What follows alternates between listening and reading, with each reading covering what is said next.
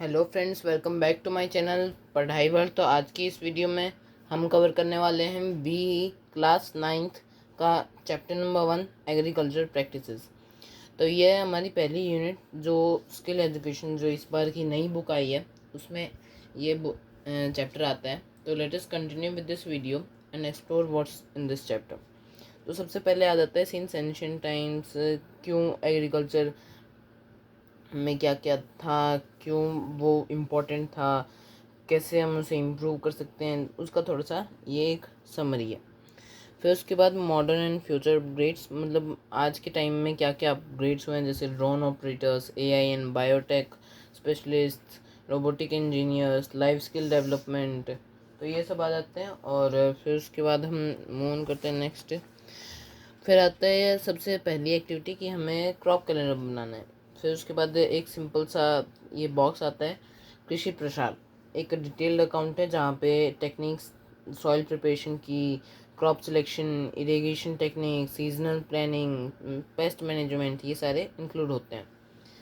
फिर उसके बाद है ये हमारा क्रॉप कैलेंडर है जिसके यूजेस फॉलोइंग हैं: improvement in crop yield, efficient use of fertilizers, labor and water, reduces crop failure risk caused by climate, planning for sowing and harvesting.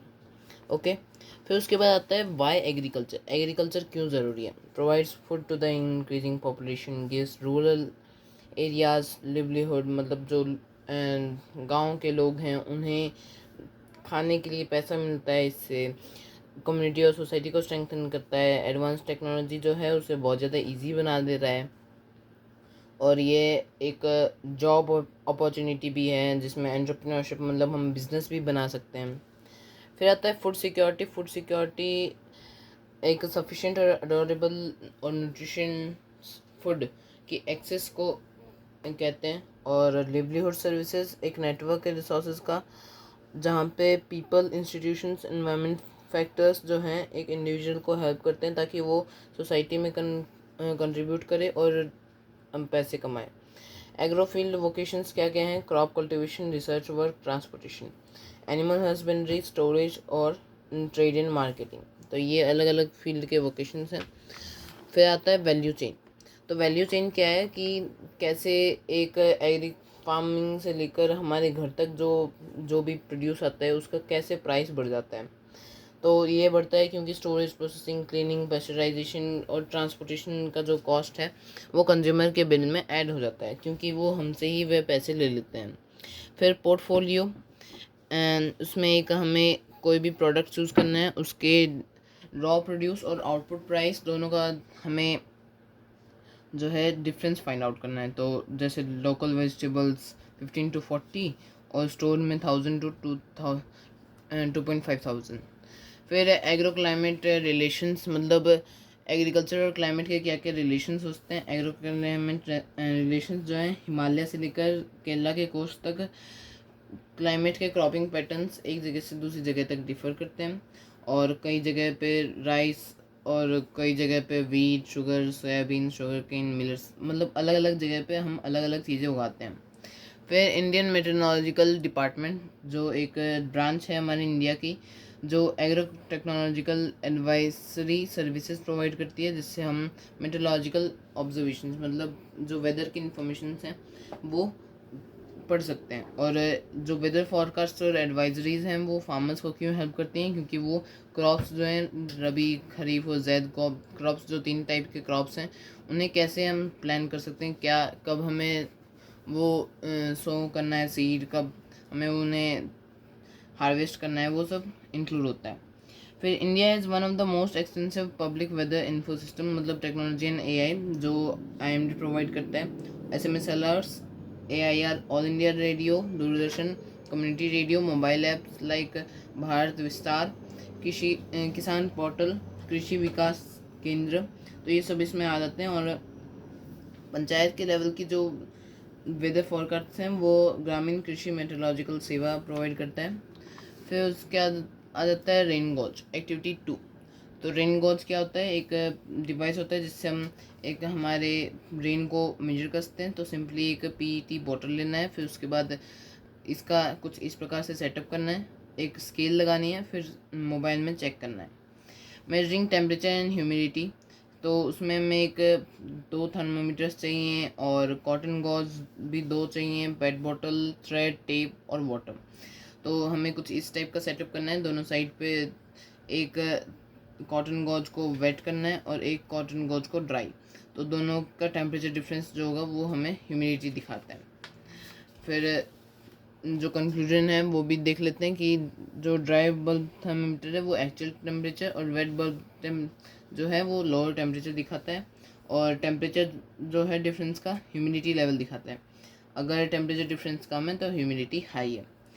Understanding local climate, तो right about the data farmers use in schools locality, wise it useful. तो हमें बस उसके बारे में थोड़ी सी जानकारी लेनी थी। और आइडेंटिफिकेशन ऑफ विंड डायरेक्शन, तो उसके लिए हम एक ऐसा सेटअप बना सकते हैं और इसका कुछ पूरा एक्टिविटी मैनुअल ये रहा। सेटिंग अप मेट्रोलॉजिकल लैब, तो उसके लिए हमें rain gauge, drive, wet bulb thermometer, wind direction, vector of data, ये सब की ज़रूरत पड़ेगी और उसे हम सेटअप कर सकते हैं। फिर हमारा थर्ड एग्रो प्रोसेसेस, मतलब एग्रीकल्चर रिलेटेड प्रोसेसेस। तो सबसे पहले आता है सॉइल टेस्टिंग एंड अमेंडमेंट। तो सॉइल को कैसे हम टेस्ट करें, कैसे उसे हम उसकी जो उपजाऊ ज़मीन है उसे कैसे बनाएं। तो उसके 3 तरीके हैं, फिजिकल, केमिकल और बायोलॉजिकल। ये 3 जो हेल्थ पैरामीटर्स हैं उन्हें हमें समझना पड़ेगा। फिजिकल मतलब वाटर को कितना होल्ड करता है, सॉइल का टेक्सचर क्या है। केमिकल मतलब पीएच कितना है, न्यूट्रिशंस कितने हैं, ऑर्गेनिक मैटर कितना है। Biological microbial presence. फिर सॉइल सैंपल कलेक्शन, कैसे हमें सॉइल सैंपल कलेक्शन करना है, तो वो मैंने बहुत इजी वे में बुक में भी मेंशन है और मैंने यहाँ पे भी मेंशन किया है।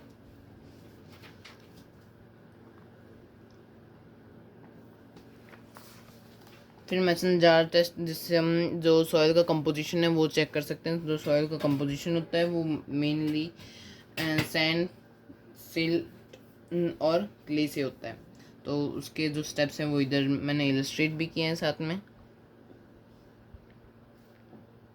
फिर सॉइल का कंपोजिशन मतलब अप्रॉक्सीमेट 45% मिनरल्स होते हैं, जो सैंड, सिल्ट और क्ले, और 5% ऑर्गेनिक मैटर होता है ह्यूमन एंड लिविंग ऑर्गेनिजम्स का।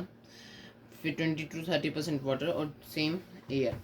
फिर पीएच टेस्ट एंड अमेंडमेंट, मतलब उसका पीएच कैसे हम टेस्ट करें। तो जो सॉइल सैंपल हमने बनाया था उससे हमें जो फर्स्ट टेस्ट में बनाया था उससे हम सिंपली डिस्टिल वाटर में ऐड करके स्लरी बनाना है और पीएच स्ट्रिप से टेस्ट करना है। जो रिजल्ट्स हैं और उनके एक्शंस भी मैंने इधर मेंशन किए हैं। फिर आता है सीड सिलेक्शन, मतलब अगर हमें अच्छे उपजाऊ ज़मीन में अगर हम बुरे सीड्स लगा देंगे तो हमारा नुकसान है। तो इसलिए हमें कैसे उन्हें टेस्ट करना है, तो सिंपली वाटर डाल के और 100 ग्राम सॉल्ट डालना है और वीट सीड्स डाल के उन्हें चेक करना है जो फ्लोट कर रहे हैं वो अच्छे नहीं हैं। फिर उसके बाद सीड डॉर्मेंसी एक नेचुरल कंडीशन है जहाँ पे सीड्स अलाइव तो रहते हैं लेकिन जर्मिनेट नहीं करते, जिसकी वजह से स्प्राउटिंग जो है अनसुटेबल कंडीशंस में प्रिवेंट की जा सकती है, जिससे सर्वाइवल रेट बढ़ता है। और उसे कैसे हम ब्रेक कर सकते हैं, अलग अलग तरीके होते हैं और ये स्टोरेज में भी हेल्प करता है। अलग अलग तरीकों, जैसे एक तरीका है कि राइस को हॉट वाटर में जब हम सोक करते हैं तब उसका जो सीड डॉर्मेंसी है, वो डॉर्मेंट सीड है, वो उसका लेयर ब्रेक हो जाता है।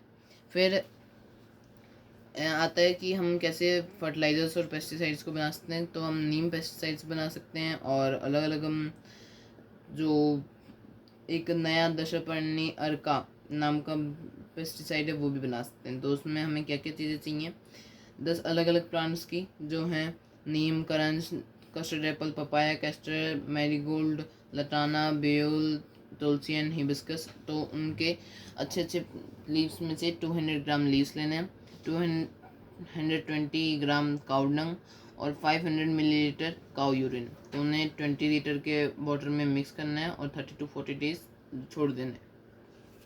फिर उसे स्प्रे बॉटल में 15 millilitre plus 1 litre of water, तो हमारा एवरेज कंसनट्रेशन जो आएगा वो होगा 1015 बाई 1000, मतलब 1.015%।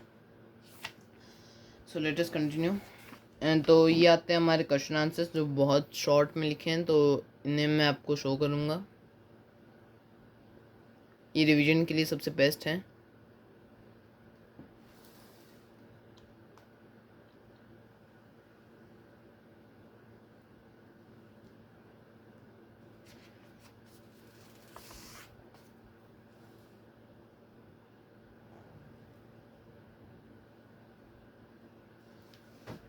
इनमें अलग अलग short type question answers, long type question answers सब कवर किए गए हैं।